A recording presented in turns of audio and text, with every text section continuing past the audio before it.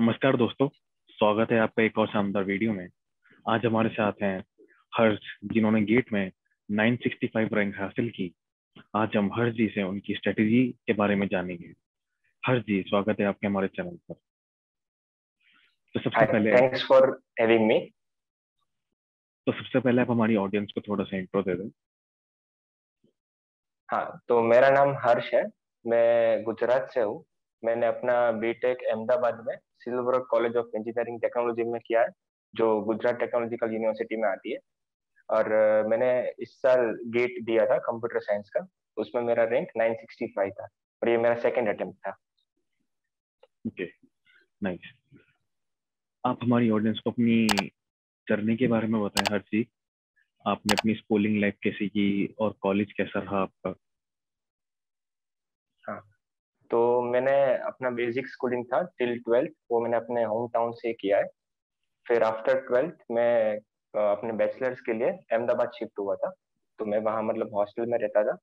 और मैंने अपना बीटेक वहाँ पे किया, कंप्यूटर साइंस इंजीनियरिंग में। मतलब ऐसा है कि सब लोग का ड्रीम होता है कि आईआईटी में जाना है, ट्रिपल आईटी में जाना है या फिर एनआईटी में जाना है। तो मतलब मेरा भी ड्रीम था कि मेरा मतलब मुझे बीटेक अपना ऐसे कोई प्रीमियम इंस्टीट्यूट से ही करना है। तो मैंने मतलब जेडब्ल्यू का तैयारी भी किया था। पर मतलब मेरा मुझे रैंक सोच के भी हंसी आ रही है, क्योंकि it was like a telephone number. I think it was in 6 digit rank. So मतलब वहां से तो कुछ हो नहीं पाया। तो फिर मैंने अपना बीटेक नॉर्मल इंजीनियरिंग कॉलेज से किया। ओके, तो आपको क्या लगता है कि आपकी जेई की तैयारी करते वक्त आपकी सिक्स में, जैसे आप बोल रहे हो, रैंक आई, उसमें क्या कमी रह गई थी? हाँ, मतलब तब ऐसा था कि अपन हम 12th में थे, तो एक हाइप था कि बस आईआईटी में जाना है या फिर कोई एनआईटी में जाना है या कोई ट्रिपल आईटी में जाना है, कि अपना बीटेक वहां से करना है। ऐसा कुछ मतलब मेन मोटिवेशन नहीं था कि क्या मतलब बेनिफिट्स हो सकते हैं, क्यों इतना मतलब फोकसली प्रिपेयर करना चाहिए। तो बस जस्ट प्रिपेयर किया था, उतना कुछ सीरियस प्रिपेयर नहीं किया था। मतलब मैंने 11th 12th नॉर्मली किया था, फिर 12th खत्म होने के बाद मैंने थोड़ा बहुत पढ़ा था जेडब्ल्यू के बारे में। तो मतलब वो ही पढ़ के मैं सिर्फ एग्जाम दिया था। तो मेरा मतलब कट ऑफ भी क्लियर नहीं हुआ था उसमें। ओके, जब आपकी जेई की रैंक आई थी 6 डिजिट जैसे आप बोल रहे हो, हाँ, तो आपने उस टाइम पे हाँ। अपना आपको मोटिवेट कैसे रखा था आगे फ्यूचर में पढ़ने के लिए? मतलब ऐसा कोई मतलब ऐसा कोई एम था ही नहीं कि जेडब्ल्यू क्रैक करके आईआईटी में, मतलब ऐसा कुछ सोच था सिर्फ, ऐसा कुछ फोकस्ड एम नहीं था। तो उतना कुछ इफेक्ट नहीं किया। और मतलब हमारे वहाँ गुजरात में फिर ऐसा होता है कि 40% जेडब्ल्यू का स्कोर और 60% आपके, मतलब हमारे टाइम पे ऐसा था कि 60% हमारे 12th के मार्क्स। तो फिर उस हिसाब से मुझे ये इंजीनियरिंग कॉलेज मिल गई कंप्यूटर साइंस के लिए। ओके, आप गेट के बारे में अवेयर थे या आपको गेट एग्जाम के बारे में किसी से पता चला?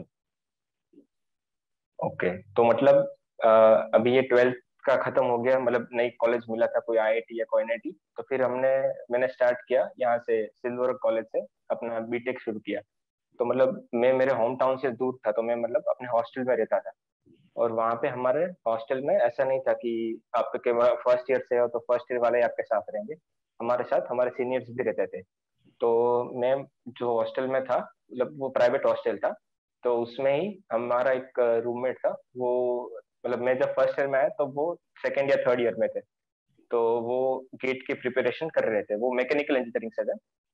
तो उनसे मुझे पता चला कि गेट क्या होता है, मतलब कैसे देना देना चाहिए। और मतलब मुझे एक ऐसा होप हुआ कि अभी भी मैं आगे भी अपनी पढ़ाई किसी प्रीमियर इंस्टीट्यूट से कर सकता हूँ, या फिर आईआईटी या एनआईटी या फिर कोई ट्रिपल आईटी से कर सकता हूँ। Okay, okay. तो आपने गेट एग्जाम करने के लिए क्या स्ट्रेटेजी अपनाई थी क्लियर करने के लिए? हाँ, तो मतलब मैंने उनसे पूरा जान लिया कि क्या गेट है, क्या मतलब इसमें क्या क्या अपने फायदे हैं। तो इस बार मतलब मेरे को था कि नहीं, इस बार मेरे को ये एग्जाम सीरियसली प्रिपेयर करना है। तो फिर मतलब उन्होंने बोला कि अभी तो फर्स्ट ईयर में हो, तो अभी अभी से शुरू मत करो, सेकेंड या थर्ड ईयर में है। क्योंकि हमारे टाइम तब थर्ड ईयर अलाउ नहीं था, इस साल से थर्ड ईयर गेट अलाउ कर सकते हैं, मतलब अपियर हो सकते हैं गेट में। हमारे टाइम सिर्फ फोर्थ ईयर में हो तभी दे सकते हो गेट। तो उन्होंने बोला कि अब सेकेंड या थर्ड ईयर से कोई कोचिंग ज्वाइन करना है तो कोचिंग ज्वाइन करो, या फिर अपने आप से प्रिपेयर करो, पर पहले थोड़ा बहुत देख लो कि क्या है गेट।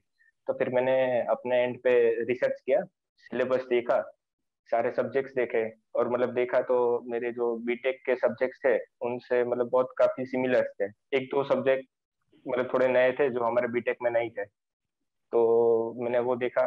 फिर मैंने सोचा कि ये एग्जाम देना चाहिए, तो पर मतलब एक साल तो ऐसा गया। सेकेंड थर्ड ईयर में आने के बाद मैंने फिर घर पे बात किया कि ऐसा कोई एग्जाम है, मतलब ऐसा इससे ये फायदे हैं और मुझे ये करना है, एग्जाम देना है, और मैं मास्टर्स मतलब कोई अच्छी कॉलेज से करना है। ओके। ओके। तो आपने गेट के लिए कोचिंग ली थी? हाँ मतलब मैंने जब गेट 2020 दिया था तब मैं अहमदाबाद में कोचिंग ज्वाइन किया था। मतलब वो ऐसा था कि मेरे मतलब कॉलेज भी चालू थी, तो मैंने वीकेंड बैच ज्वाइन किया था। तो मतलब मैं मंडे टू फ्राइडे अपना कॉलेज रहता था, और फिर Saturday Sunday full day coaching होता था। तो मैंने फिर ऐसे ही अपने थर्ड ईयर में स्टार्ट किया था प्रिपरेशन। ओके। ओके। तो हर वीक मतलब क्लासेस होते थे, और अपने ऐसे ही चालू हुआ फिर गेट की प्रिपरेशन। ठीक है, नाइस। आपकी गेट 2020 में क्या रैंक आई थी? ओके, तो मतलब इस ये तो हो गया कि मैंने मुझे गेट देना था, और मतलब प्रिपरेशन मैंने किया था, ठीक से प्रिपरेशन भी किया था, सब था। पर मतलब एक दो मतलब मेरे स्ट्रेटेजी में कमी थी, कोई चीज मतलब मेरे को उतना ध्यान नहीं रहा होगा, तब छूट गई थी, तो मेरी उतनी रैंक अच्छी नहीं आई थी। हालांकि मैंने प्रिपरेशन अपने लेवल पे बहुत अच्छी तरीके से की थी। मेरी रैंक 12,320 थी उस टाइम पे गेट 2020 में। ओके। और मतलब वो बहुत डिसअपॉइंटिंग मोमेंट था, क्योंकि मतलब मैंने अच्छे से प्रिपरेशन किया था अपने एंड से, और मतलब कोई किसी और की गलती नहीं थी, मेरे गलती से ही मैं वो नहीं रैंक ला पाया उस एग्जाम। ओके। ओके। तो वो क्या गलतियां थी, आप थोड़े हमारी ऑडियंस को बताना चाहेंगे, जिससे उन्हें भी फायदा ओके। मिले उस चीज से?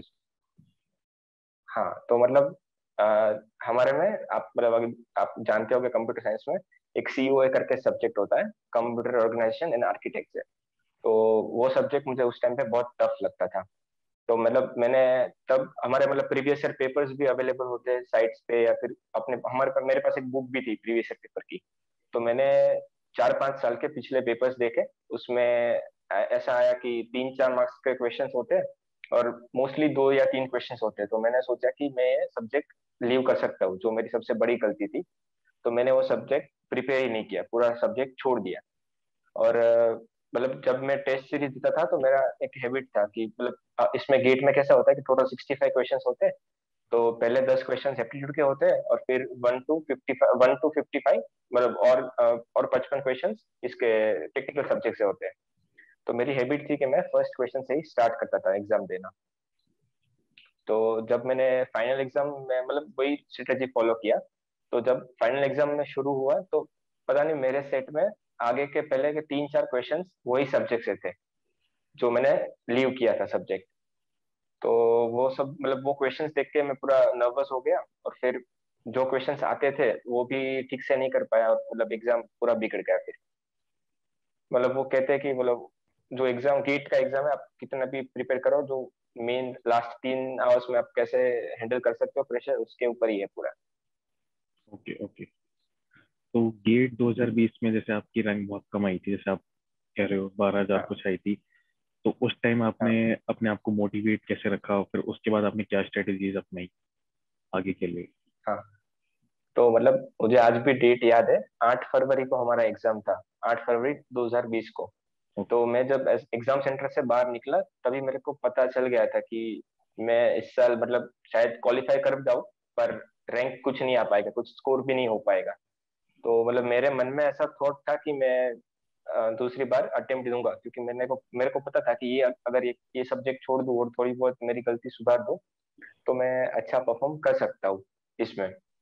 पर तो तब मैंने सोच लिया था कि मैं दूसरी बार अटेम्प्ट दूंगा गेट का। पर मतलब सबसे टफ पार्ट था कि घर पे कन्विंस करना है कि मेरे को और एक बार ये एग्जाम देना है, और मतलब 1 साल का ड्रॉप लेना चाहता हूँ। मतलब मेरे पास ऑप्शन था कि मैं जॉब मतलब ऑप्ट करूँ, और फिर उसके जॉब के साथ प्रिपेयर करूँ। पर मतलब मैंने सोचा कि अगर 1 साल डेडिकेटेड दूँ तो शायद कुछ अच्छा मैं कर पाऊँ। तो तब मतलब बहुत वो टफ डिसीजन था कि घर पे कन्विंस करना था। पहले मतलब मैंने घर पे बात किया तो उन्होंने मना किया। उनको लगा कि मैं अपना ईगो सेटिस्फाई करने के लिए दूसरी बात देना चाहता हूँ। मतलब मैंने आंसर शीट देख लिया था, तो पता चल चुका था कि स्कोर कुछ 20 मतलब 30 आसपास मार्क्स आएंगे, कुछ उससे ज्यादा कुछ नहीं आ पाएंगे। तो मैंने घर पे बताया कि इस साल इतने मार्क्स आ रहे हैं, तो उनको लगा कि मतलब ठीक है नहीं हो पाए, तो मतलब वो सपोर्टिव थे कि नहीं हो पाए तो कोई बात नहीं, कोई और ऑप्शन ढूंढेंगे हम।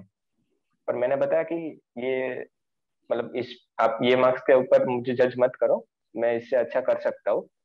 पर मतलब पहले इनिशियली उन्होंने मना ही किया कि उनको लगा कि मैं मतलब अपने ईगो सेटिस्फाई करने के लिए एग्जाम देना चाहता हूँ फिर से। तो फिर उन्होंने मतलब पहले इनिशियल मना किया, तो फिर मतलब मेरे फ्रेंड्स ने तब सपोर्ट किया कि उनको पता था कि मैं मतलब कर सकता हूँ, अच्छा स्कोर ला सकता हूँ। तो उन्होंने मतलब बोला कि अब और एक बार अटेम्प्ट करना चाहिए। तो फिर मैंने एक बार मतलब पूरा हिम्मत करके फिर घर पे बताया कि और एक बार मुझे प्रिपेयर करना है, मतलब आप ये मार्क्स पे ऊपर मुझे जज मत करो, और एक साल मतलब मुझे इन्वेस्ट करने दो इसमें, मैं कुछ ना कुछ तो कर ही पाऊंगा। अगर एक साल इसमें भी नहीं होगा तो फिर मैं आप जो बोलोगे जॉब या ऐसा कुछ ऑप्ट कर लूंगा। तो फिर मैंने फिर ड्रॉप लिया और फिर तैयारी किया। तो आपकी जॉब लग गई थी उससे पहले? ना मतलब मैं प्लेसमेंट में नहीं बैठा था कॉलेज में। Okay okay. मुझे मुझे ऐसा था कि मुझे मास्टर्स में ही जाना है, तो मैं प्लेसमेंट के लिए नहीं बैठा था। पर ऑफ कैंपस मैं ट्राई कर सकता था कि कोई मतलब ऐसे में कोई कोई कंपनी में इंटरव्यू भी दिया था फिर ये गेट के रिजल्ट के बाद।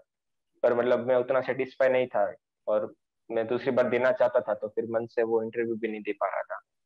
ओके, तो आप क्या राय देना चाहते हो, मतलब स्टूडेंट्स को अपनी कैंपस प्लेसमेंट के लिए बैठना चाहिए जो कि गेट के लिए प्रिपरेशन कर रहे हैं या नहीं? हाँ मतलब ये कैसा है कि अगर आप गेट दे रहे हो तो आपका एक कंप्यूटर साइंस से अगर दे रहे हो तो यहाँ पे बहुत कम चांस है कि आप किसी पब्लिक सेक्टर में जा रहे हो या फिर मतलब किसी पीएसयू के लिए ट्राई कर रहे हो, क्योंकि बहुत लिमिटेड पीएसयू है कंप्यूटर साइंस के थ्रू, कंप्यूटर साइंस गेट के थ्रू। तो आप अगर गेट की प्रिपरेशन कर रहे हो तो आपको एक आइडिया तो होगा ही कि आपको अ, ये मास्टर्स के लिए जाना है। तो फिर आप वो डिसीजन आप पे है कि मतलब कोई लोग ऐसा सोचते हैं कि अगर प्लेसमेंट हाथ में हो तो फिर वो कंफर्ट रहता है कि फिर वो आराम से गेट दे सकते हैं। पर मैं ऐसा सोचता था कि अगर मैं प्लेसमेंट के लिए प्रिपेयर कर रहा हूँ तो मैं फिर इस पे टाइम नहीं दे पाऊंगा। तो मतलब मैं दोनों चीजें साथ में नहीं कर सकता। बहुत लोग ने किया है, ऐसा नहीं है, बहुत लोग ने जॉब के साथ भी गेट किया है, तो ऐसा नहीं है कि नहीं कर सकते। पर मेरे लिए वो चॉइस था, मतलब वो ऑप्शन था कि मैं दोनों साथ में नहीं कर सकता था, तो मैंने वो प्लेसमेंट नहीं चूज किया और गेट चूज किया। ओके ओके, तो जो स्टूडेंट्स गेट के लिए तैयारी कर रहे हैं तो आप उनको कुछ टिप्स देना चाहेंगे? हाँ हाँ, मतलब अभी इस बार जो मैंने ड्रॉप लिया तो इस बार मेरे I was ready with note to do list. मतलब गेट कैसे नहीं देना चाहिए वो मेरे पास सब था, कि जो जो मैंने मिस्टेक गेट 2020 में किया था वो मुझे रिपीट नहीं करना है। तो मैंने मतलब पूरा अपना स्ट्रेटेजी चेंज किया, और जो मैंने मिस्टेक्स 2020 में किए थे वो मैंने पूरा नोट डाउन कर दिया था और अपने वॉल पे स्टिक कर दिया था। मतलब कि मतलब मुझे वो देखना है रोज, और वो गलतियां फिर से दोहरानी नहीं है। तो सबसे पहले मैंने ये प्रिपरेशन में सबसे पहले सीओए कंप्लीट किया, जिसकी वजह से मेरा पूरा गेट खराब हुआ था। तो मतलब वही टिप देना चाहूंगा कि कोई भी सब्जेक्ट छोड़ना मत, मतलब कोई भी हो, अगर 2 मार्क्स का भी सब्जेक्ट है तो भी वो छोड़ना मत, क्योंकि भले वो सब्जेक्ट 2-3 मार्क्स का ही होगा पर गेट अनप्रिडिक्टेबल है। आप नेक्स्ट ईयर शायद उस सब्जेक्ट से 8-9 मार्क्स का भी आ सकता है। जो हमारे साथ 2020 में हुआ था, सीओए कुछ 12 या 13 मार्क्स का आया था, जनरली इतने मार्क्स का नहीं आता है। तो फिर मैंने सबसे पहले वही सीओए कंप्लीट किया, और सबसे ज्यादा फोकस मैथ्स और एप्टीट्यूड पे किया, क्योंकि वो मैथ्स और एप्टीट्यूड बहुत बड़ा पोर्शन एक एक्वायर करते हैं गेट में। कि अगर आपके 100 मार्क्स की एग्जाम है तो 30 मार्क्स तो आप उससे ही ले सकते हो, मैथ्स और एप्टीट्यूड से। तो सबसे पहले मैंने ज्यादा फोकस उस पे किया, और फिर मैंने बहुत अपने स्ट्रेटेजी में भी बहुत चेंजेस किए मैंने। मतलब जो जो गलतियां की थी तो वो मैंने पूरा लिखा हुआ था, तो मतलब मुझे पता था कि कौन कौन से सब्जेक्ट में मैं वीक हूँ, कौन कौन से सब्जेक्ट मुझे अ, फिर से करने चाहिए। तो मतलब मैंने ऐसा ही था कि मैं फिर से ही करूंगा, ऐसा नहीं है कि मैंने ये सब्जेक्ट किया हुआ है पहले तो मैं नहीं करूंगा। मैंने पूरा सब्जेक्ट सारे सब्जेक्ट जीरो से ही स्टार्ट किए। तो मैंने फिर बहुत चेंजेस किया, और अपने स्टडी टेक्निक में बहुत चेंजेस किए। थोड़ा बहुत मैंने मतलब किसी और मतलब अपने सीनियर से भी पूछा कि कैसा करना चाहिए। और फिर मैं टेस्ट सीरीज में भी बहुत फोकस करने लगा था। और मैं मतलब पूरा एक बुक भी बनाया था, एक मिस्टेक बुक करके। मतलब जो मैं टेस्ट सीरीज देता था तो उसमें जो जो गलतियां होती थी तो उसको मैं लिख देता था कि ये क्वेश्चन, ये मतलब ये पेपर, और ये इतनी गलतियां की थी मैंने इस क्वेश्चन पेपर में। तो फिर वो मुझे लास्ट टाइम रिवीजन में बहुत हेल्प करती थी, क्योंकि लास्ट टाइम मुझे रिवीजन करने टाइम सिर्फ ये मिस्टेक बुक ही देखनी रहती थी कि मैंने ये गलतियां की है, तो मतलब फिर से मुझे ये रिपीट नहीं करनी है। और मतलब पूरे ड्यूरेशन में मैं इतना टेस्ट दिया होगा कि मैंने मतलब हर तरीके की गलती ऑलमोस्ट कर दी होगी, मतलब सिली मिस्टेक से लेके कंसेप्चुअल मिस्टेक। तो मतलब लास्ट मोमेंट में अगर सिर्फ मैं मिस्टेक्स ही अपने देख लूँ तो मेरे को बहुत हेल्प करेगा कि ये मिस्टेक मुझे रिपीट नहीं करना है। जैसे कोई फुल लेंथ पेपर होता है तो मैं पूरा ये ऐसे पेपर लिख लेता हूँ कि मतलब इतने इतने क्वेश्चंस थे, और 1 से 65 क्वेश्चन है तो वो पूरा लिख देता हूँ कि इतने क्वेश्चन थे, और ये क्वेश्चन में मैंने ये गलती की। फिर मतलब साइड में लिख भी देता हूँ कि अगर ये दूसरी बार रिपीट हुई है तो ये दूसरी बार मैंने रिपीट की है। तो मैं अगर जब पढ़ूंगा तो समझ में आएगा कि ये गलती मैं 2 बार कर चुका हूँ। तो अगर तीसरी बार मैं उतना एक्टिव रहूंगा कि मैं फिर से वो नहीं करूंगा। और मैंने इस बार रिवीजन पे बहुत फोकस किया। मतलब रिवीजन बहुत इंपॉर्टेंट है। अगर आप एक दो सब्जेक्ट छोड़ भी रहे हो, वैसे एडवाइजेबल नहीं है कि छोड़ना चाहिए, पर आपके पास टाइम कंस्टेंट है और आप पूरा नहीं कर पा रहे हो तो अपने रिवीजन पे जितना ज्यादा फोकस करोगे उतना अच्छा रहेगा। मतलब एक शेड्यूलिंग एल्गोरिदम होता है ओएस में, राउंड रॉबिन। तो मैं मतलब उसमें कैसा होता है कि पूरा एक कैंट चार्ट होता है और एक हमको रेडी क्यू मेंटेन करना होता है। तो मैं मतलब उस हिसाब से ही अपने रिवीजन करता था कि मतलब सारे सब्जेक्ट्स है, मैंने पूरा एक रेडी क्यू बना दिया कि ये सब्जेक्ट है, इतना इतना मेरा कंप्लीट हुआ है और इतना मुझे रिवाइज करना है। तो जैसे जैसे रिवाइज होता जाता था तो उसको मैं कट करके फिर आगे फिर शिफ्ट कर देता था कि और 10-15 दिन के बाद मुझे फिर से ये देखना है। तो पैरेलल रिवीजन मुझे बहुत हेल्प किया। और फिर मैं इस बार टेस्ट सीरीज भी बहुत दिया था, फुल लेंथ टेस्ट भी दिया था। तो जब फाइनल एग्जाम देने को गया था तब उतना प्रेशर नहीं था कि ये कोई एग्जाम है ऐसा कुछ। मैं मतलब अपने टेस्ट मतलब ऐसा ही सोच रहा था कि घर पे और एक टेस्ट सीरीज दे रहा हूँ। तो मतलब वो मुझे बहुत हेल्प किया। और ऐसे ही मतलब पूरा गेट 2021 मैंने दिया। और मतलब टिप्स में कि आप मतलब बहुत सारे वीडियोस हो गए कि ये करना चाहिए ये नहीं करना चाहिए, पर मतलब आप सब देखो, ऐसा नहीं है कि मत देखो, उससे बहुत सीखने को मिलेगा। पर लास्ट में अपना खुद सा टाइम टेबल बनाओ, अपनी खुद की स्ट्रेटेजी फॉलो करो। मतलब कोई लोग बोलेगे कि शॉर्ट नोट्स बनाने चाहिए, कोई लोग बोलेगे नहीं बनाने चाहिए, पर अगर आपको हेल्पफुल है तो वो आपके लिए मतलब आपको पता है कि क्या करना चाहिए क्या नहीं करना चाहिए, तो ऐसे फॉलो करो और चीजें को। और मतलब और चीजें तो ऐसे ही कोई टेस्ट सीरीज कोई ज्वाइन करो तो उससे अच्छी उससे भी आपको फायदा होगा। कोई सब्जेक्ट लीव मत करो, मैथ्स और एप्टीट्यूड पे ज्यादा फोकस रखो, और मेन रिवीजन को बहुत मतलब बहुत इंपॉर्टेंस दो। Okay okay. नाइस। अब गेट की तैयारी कर जो भी स्टूडेंट्स गेट की तैयारी कर रहे हैं उनको आप कोई हाँ वेबसाइट या बुक सजेस्ट करना चाहोगे? हाँ। मतलब गेट कंप्यूटर साइंस कैसा है कि आप अगर ऐसा सोचो कि गेट कंप्यूटर साइंस आपको देना है तो पूरा मटेरियल सारे क्वेश्चन सब ऑनलाइन अवेलेबल है। मतलब ये गेट कंप्यूटर साइंस ऐसा है कि आप बिना कोचिंग के भी बहुत हेल्प से कर सकते हो। और मतलब मैं टिप्स में ये भी कहना चाहूंगा कि अगर आपके पास टाइम है और मतलब आप लॉन्ग पीरियड के लिए प्रिपेयर कर रहे हो, 1 साल या 1.5 साल या 2 साल के लिए, तो अगर आपके पास टाइम है तो स्टैंडर्ड बुक्स रिफर करो। मैंने नहीं किया था, मतलब वो मैं नहीं कर पाया था, टाइम नहीं था उतना। पर हो सकता है तो आप स्टैंडर्ड बुक्स रिफर करो, बहुत हेल्पफुल रहेगा वो। तो साइट में मतलब एक गेट ओवरफ्लो करके है जो कंप्यूटर साइंस के लिए है सिर्फ। तो उसमें सारे क्वेश्चंस है, वो पूरा पोर्टल पे डिस्कशन होता है। फिर गिग्स फॉर गिग्स है, यूट्यूब पे बहुत सारे एजुकेटर्स है जो उन्होंने फ्री पे ऑलरेडी पढ़ाया हुआ है। तो आप वो सब्जेक्ट्स भी वहां से पढ़ सकते हो, तो बहुत हेल्पफुल रहेगा। ओके। और हो सके तो मतलब ऐसे कोई अपना फ्रेंड सर्कल बनाओ कि जिनके साथ आप गेट की प्रिपरेशन कर सकते हो, तो वो आपको हेल्प करेंगे वो चीज। ठीक है।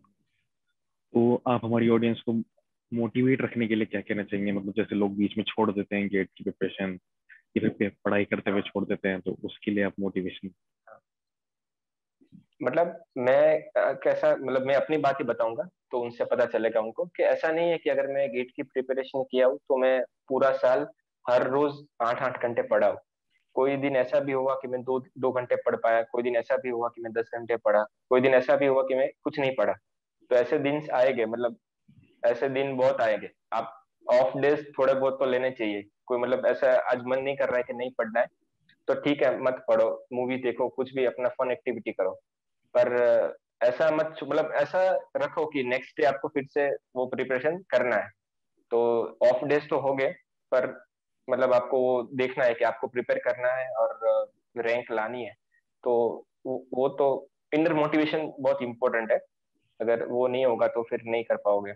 और एक चीज मैं कहना चाहूंगा कि ये गेट की एग्जाम है, तो मतलब वो आप प्रिपरेशन कर रहे होगे तो 1 साल और मैक्सिमम या तो फिर 2 साल। तो ऐसा मत करो कि एग्जाम कर रहे हो तो फिर ओनली सिर्फ पढ़ ही रहे हो, एग्जाम ही कर रहे हो और कुछ नहीं दे रहे हो, मतलब किसी और को टाइम नहीं दे रहे हो, अपने फ्रेंड्स को, अपने फैमिली को। क्योंकि अगर आप उनको ग्रांट, मतलब ऐसे ही उनको ले लोगे हल्के में कि उनको टाइम नहीं दे रहे हो, सिर्फ प्रिपेयर प्रिपेयर ही कर रहे हो, तो वो चीजें आपको इफेक्ट करेंगी। क्योंकि गेट एग्जाम में आप अगर प्रिपेयर कर रहे हो, आप अपीयर हो रहे हो, तो यू विल फेल और यू में पास। अगर आप पास हो गए तो मतलब आप अगर कांटेक्ट सबसे छोड़ दिए होगे तो आपको कोई, मतलब आपको सेलिब्रेशन करने वाला साथ में कोई नहीं होगा, कि आपको चीयर अप कोई नहीं करेगा। और अगर आप फेल हुए एग्जाम में तो आपको मोटिवेशन कोई नहीं देगा। अगर आप मतलब सबसे कांटेक्ट पूरा छोड़ दिए, किसी को बात ही नहीं कर रहे हैं, तो अगर आप फेल भी हो रहे हो एग्जाम में तो कोई आपसे मतलब ऐसा कोई नहीं, मोटिवेशन नहीं देगा आपको कि ये फिर से प्रिपरेशन करना चाहिए कि नहीं करना चाहिए। मेरे केस में मतलब फ्रेंड्स ने बहुत हेल्प किया था कि सेकंड अटेम्प्ट देना चाहिए। तो मतलब वही चीज बोलूंगा कि कांटेक्ट बनाइए रखें। तो हर्ष जी, बहुत बहुत धन्यवाद आपका हमारे चैनल पे आने के लिए, हमारी ऑडियंस के साथ थैंक यू। अपना एक्सपीरियंस शेयर करने के लिए। उम्मीद करते हैं जो भी लोग गेट की प्रिपरेशन कर रहे हैं उनको आपकी राय से बहुत ज्यादा मदद मिलेगी। तो श्योर। दोस्तों तो दोस्तों अगर आप हमारे चैनल पर नए आए हैं तो चैनल को सब्सक्राइब करें, वीडियो को लाइक करें और बेल आइकन को जरूर प्रेस करें, जिससे आपको हमारे नई वीडियोस की नोटिफिकेशन की जानकारी प्राप्त होती रहेगी। और ज्यादा से ज्यादा शेयर जरूर करें। तो दोस्तों, आज के लिए धन्यवाद। Stay happy and stay safe. और मतलब किसी को हेल्प की जरूरत हो तो कमेंट में क्वेश्चंस पूछ सकते हैं, मैं रिप्लाई करूंगा उसका। डू चेक इन कमेंट्स और उसमें आप क्वेश्चंस पूछ सकते हैं और हर चीज रिप्लाई देंगे उसका। Thank you. Bye. Thank you. Bye.